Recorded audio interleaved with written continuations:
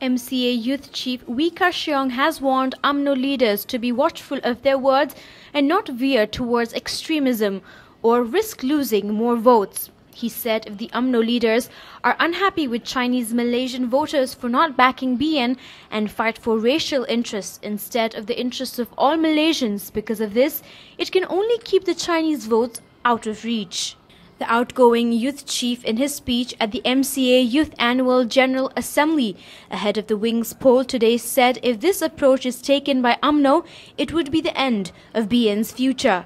We said if the government wants to win over the people's hearts, it needs to serve the interests of all people and not on a racial basis. In the aftermath of the May national polls, Prime Minister Datuk Seri Najib Razak had blamed BN's poor showing on the Chinese tsunami, saying that he had not expected the wholesale abandonment by the Chinese community. He also blamed Pakatan Rakyat's alleged play on racial sentiments to woo support from the country's second-largest ethnic group. Najib's assessment was then taken up by other Umno leaders. At the 13th general election, Umno emerged the biggest winner within BN, with 88 out of the 133 federal seats the ruling pact managed to retain. Chinese-based MCA, its senior coalition partner, fared the worst.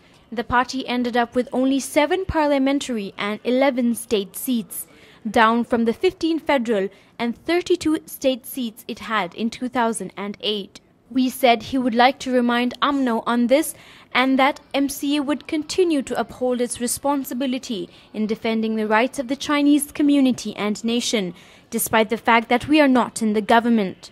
He emphasized that the nation's policies must be based on the needs and interests of all Malaysians.